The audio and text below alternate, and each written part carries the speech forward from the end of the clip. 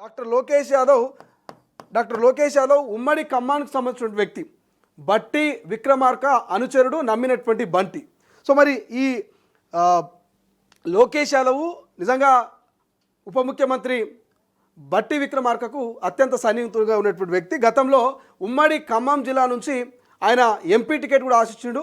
ఒకానొక టైంలో ఒక బీసీ బిడ్డకి ఇవ్వాలనుకుంటే లోకేష్ యాదవ్ పేరును మరి ఖచ్చితంగా అధిష్టానం ఫైనల్ చేయబోతుందనే ఒక డిస్కషన్ కూడా మరి ఖమ్మం లోక్సభ ఎన్నికల టైంలో జరిగినటువంటి పరిస్థితి. కానీ అప్పుడు ఆయనకు ఎంపీ టికెట్ రాలేదు డాక్టర్ లోకేష్ యాదవ్కు. బట్ ఇప్పుడు లోకేష్ యాదవ్ కొంత చర్చ జరుగుతుంది. 25 సంవత్సరాల నుంచి ఇటు యూత్ కాంగ్రెస్, ఎన్ఎస్సీలో కీలకంగా పనిచేసినటువంటి వ్యక్తి లోకేష్ యాదవ్. బట్టితో పాటు పాదయాత్ర చేసినటువంటి వ్యక్తి లోకేష్ యాదవ్, ఉస్మానియా యూనివర్సిటీ బిడ్డ. సో నిత్యం ప్రజా సమస్యల పట్ల గత బీఆర్ఎస్ పార్టీ మీద కొట్లాడినటువంటి వ్యక్తి.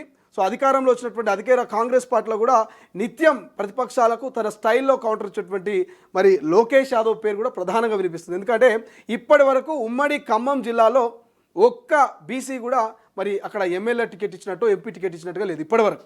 రీసెంట్ టైంలో 2023 ఎన్నికలు కనుక మనం చూసుకుంటే ఒక బీసీ బిడ్డకు అక్కడ ఎమ్మెల్యేనో లేకపోతే ఎంపీ టికెట్ ఇచ్చినటువంటి దాఖలాలు లేవు. కాబట్టి ఒకవేళ బీసీ కనుక ఇస్తే ఉమ్మడి ఖమ్మం నుంచి మరి డాక్టర్ లోకేష్ యాదవ్ పేరు ప్రధానంగా వినిపించే అవకాశం ఉంది.